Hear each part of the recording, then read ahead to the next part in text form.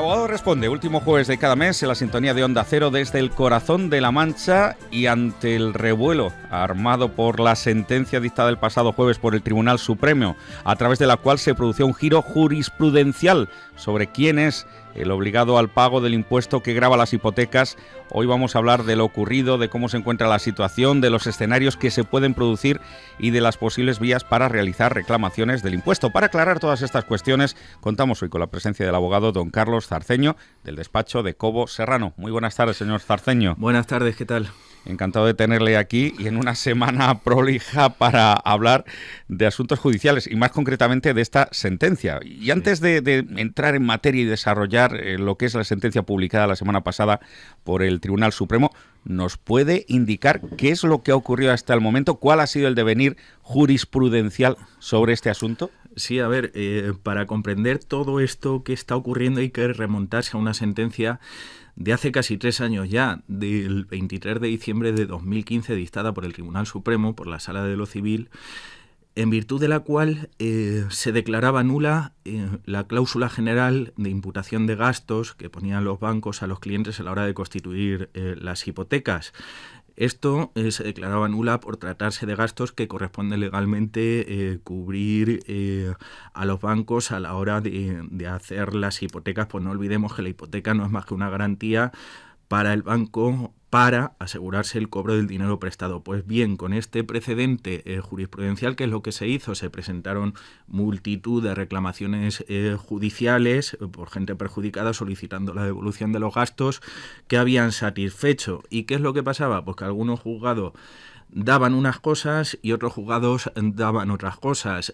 La mayoría de los bancos no procedían a devolver el impuesto de gastos jurídicos documentados, que a la postre es el mayor gasto, el que supone un mayor importe. Estas discrepancias eran debidas porque esta primera sentencia, la que hago referencia hace 3 años, no entraba a valorar acerca de la legislación que regulaba el impuesto de actos jurídicos documentados. ¿Pero qué es lo que pasa? Pues viene después otra sentencia de 15 de marzo de 2018, relativamente reciente, que viene a aclarar que el sujeto pasivo del impuesto que se paga por las hipotecas era el prestatario. Y esto lo decía que era así porque hay una normativa reguladora del impuesto, el artículo 68.2 del reglamento del impuesto, que así lo dice. Finalmente, ¿qué es lo que ha pasado? Pues que ahora viene otra sala del Tribunal Supremo, esta vez en la sala, no la de asuntos civiles, sino que es otra sala, la de lo contencioso administrativo, que con fecha 16 de octubre del 2018 dicta la famosa sentencia esta de la que oímos hablar últimamente todos los días, que lo que concluye es sin ningún género de dudas que el sujeto pasivo del impuesto ha de ser el banco y no la persona que se hipoteca. Pues es el banco, como digo, el único interesado en inscribir la garantía hipotecaria, y se procede asimismo por la sentencia a anular el artículo 68.2 del reglamento de esta ley. Esta decisión, Marcos, es muy trascendente porque supondría tener que devolver a cada hipotecado, de media se calcula que en torno a 2.000 euros, siendo que el número de hipotecas vivas, según una consulta que he realizado a la Asociación Hipotecaria Española, estaría en torno a los 5,3 millones. De ahí tanto revuelo y de ahí que incluso el propio tribunal ahora mismo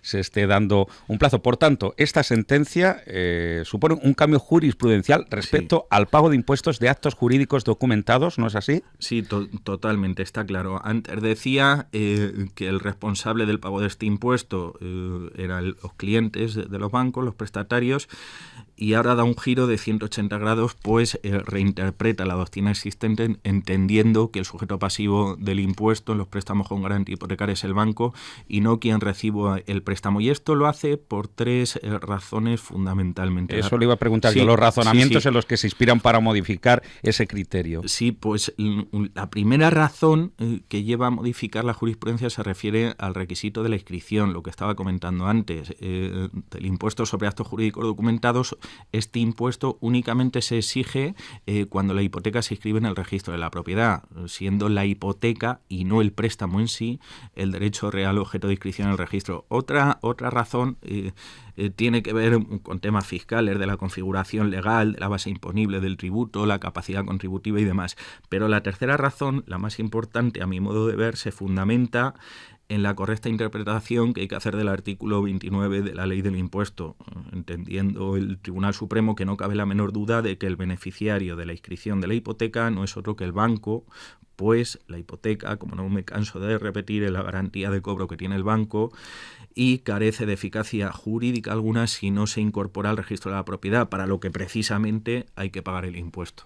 Sí, pero en este mundo y en esta España de la actualidad cambiante, donde en 24 horas todo da un giro, el viernes sale la noticia, pasan 24 horas y el presidente de la Sala de lo Contencioso Administrativo del Tribunal Supremo publica una nota de prensa dejando en suspenso los efectos de la sentencia. ¿Qué implicaciones tiene esa referida nota de prensa? Esto es lo realmente curioso del caso. Como bien dices, al día siguiente, después de dictar una sentencia que es firme, que no es susceptible de recurso de revisión, que produce plenos efectos y que además anula el artículo 68.2 del reglamento del impuesto de actos jurídicos documentados, la propia sentencia manifiesta, la Sala Tercera que dicta la sentencia manifiesta que por motivo de la enorme repercusión económica y social que se había generado, se deja paralizada la interpretación del nuevo giro jurisprudencial y emplaza a lo que se acuerde en el pleno del tribunal, que está previsto que se celebre para el próximo 5 de noviembre, día en el que entendemos que se fijará ya la forma en la que se va a liquidar a partir de ahora el impuesto de actos jurídicos documentados. Este frenazo, Marco, sin duda es debido al daño que se puede producir a la banca y a la economía de nuestro país. Pues no olvidemos que de inmediato, al día siguiente de esta sentencia, la cotización de los bancos cayó de forma significativa en bolsa. Y luego, por otra parte, habrá que estar a los efectos indemnizatorios y a las dudas acerca del bolsillo que lo va a tener que soportar, porque según diferentes estimaciones superaría fácilmente los 10.000 millones de euros el dinero que habría que devolver a los afectados, pudiendo llegar incluso a los 30.000 millones de euros según los técnicos de Hacienda. Claro, esto puede provocar un gran problema a la banca, no sé si en algunos casos Sin incluso duda. la quiebra. Por eso, ¿cuáles serían las opciones que tiene el Pleno del Tribunal Supremo sobre la forma en que se liquidará a partir de ahora ese impuesto sobre actos jurídicos documentados? A ver, pues nosotros pensamos que se pueden dar diferentes escenarios. Una posibilidad lógica sería confirmar la sentencia dictada el pasado 16 de octubre. En este caso quedaría ya establecido que los prestatarios o los clientes bancarios no son los obligados al pago del impuesto de actos jurídicos documentados, correspondiendo pagarlo a partir de ahora a los bancos. Otra posibilidad sería matizar los efectos de la sentencia confirmando sus extremos, pero acotando los efectos del nuevo criterio jurisprudencial, es decir, estableciendo que solo podrán recuperar lo abonado los clientes que hayan pagado este impuesto 4 años atrás, sin ir más allá. Suponemos que por ahí irán los tiros. Otra posibilidad es hacer lo que se hizo con las cláusulas suelo después de la revisión del Tribunal de Justicia de la Unión Europea, y es establecer una retroactividad total, estableciendo que se podrá recuperar por todas las personas que hayan satisfecho este impuesto independientemente del plazo. No creemos que los tiros vayan por ahí por el coste económico. Y otra posibilidad que se puede dar, otro escenario sería dar marcha atrás, reinterpretar de nuevo la ley del impuesto para volver al criterio jurisprudencial anterior, estableciendo que el responsable del pago del impuesto, que va a ser el cliente bancario. Esta situación sería un escándalo jurídico. No creemos que vayan por ahí porque, como digo, sería un escándalo y estarían dando marcha atrás a lo ya decidido en la reciente sentencia. Y ahora, abogado, ¿cuáles serían las posibles vías para reclamar el impuesto de actos jurídicos documentados si es que las hay? ¿Qué aconsejamos a los oyentes, consumidores en general? A ver, lo prudente en este caso es esperar a ver qué decide el Supremo en el pleno previsto para el 5 de noviembre. Pero lo cierto y verdad es que con esta sentencia, sin más, se nos abren dos posibles vías de reclamación. Una vía es, nos podemos ir directamente a la Administración Tributaria competente, donde en su día se pagó el impuesto, siempre y cuando se haya satisfecho el gravamen durante los últimos 4 años. En concreto, podemos solicitar una rectificación de la declaración liquidación que se hizo en su día, solicitando la devolución de las cantidades ingresadas con sus intereses de demora, y otra vía es hacer una reclamación judicial al banco, como hasta ahora se venía haciendo, por imputarnos todos los gastos de constitución de la hipoteca, o incluso se le podría reclamar a los bancos también por enriquecimiento injusto. Pues no pasemos por alto que se habrían beneficiado económicamente del pago realizado por parte de los clientes, siendo que, como ahora dice esta sentencia, el impuesto les corresponde a los bancos. Pero insisto, hay que ser prudente y esperar a ver qué decide el Tribunal Supremo el 5 de noviembre. Claro, porque todavía, entre otras cosas, no sabemos quiénes exactamente pueden reclamar.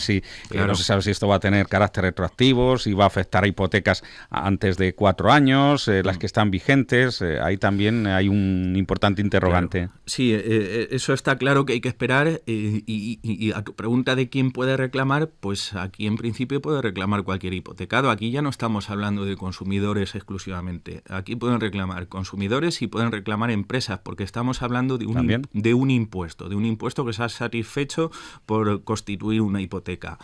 Entonces, en principio, si bien esto es así, la manera de hacerlo va a depender de la vía que se vaya a utilizar. Porque si lo hacemos ante la agencia tributaria, se podría reclamar todo aquel que tenga una hipoteca suscrita a partir de 2014, no más allá, porque es que además la ley tributaria y administrativa impide reclamar más allá de 4 años. Sin embargo, si tenemos una hipoteca viva que estamos pagando y vamos a reclamar al banco, en principio no tenemos este problema de prescripción. No obstante, si hemos acabado ya de pagar nuestra hipoteca, habría que estar igualmente al plazo de prescripción, plazo que en este año variaría en función de la reclamación judicial que vayamos a interponer. Finalmente, algunos últimos consejos. Hay que tener documentación a mano, ir buscando papeles donde los tengamos guardados. ¿Qué es lo que podemos sentenciar ya de cara a los oyentes que estén interesados? Lo que he dicho, vamos a esperar un poco, que queda muy poco tiempo para el 5 de noviembre, donde se fijará definitivamente la forma en la que se va a liquidar a partir de ahora el impuesto. Recomendamos prudencia, conviene esperar a la decisión del Tribunal Supremo antes de decidir la reclamación que se va a interponer, con independencia de que vayamos buscando los papeles que se pagaron en su día por el impuesto. A este respecto, Marcos, ya para terminar, si me permites, quisiera informar a los oyentes que en la página web de nuestro despacho, coboserranoabogados.com, pueden conocer todas las novedades que se produzcan sobre este tema, ya que iremos informando puntualmente de las mismas. Pues como ven, temporada trepidante también en lo jurídico. Raro es el mes que no hay una sentencia, una noticia que nos pone a todos en guardia y nos hace hacer llegar consultas, interrogantes, para que luego el abogado responda aquí en Onda Cero, último jueves de mes. Hoy con Carlos Zarceño Tapiador, agradeciendo por supuesto esa estimable colaboración de Cobo Serrano Abogados. Don Carlos, gracias y buenas tardes. Gracias a vosotros.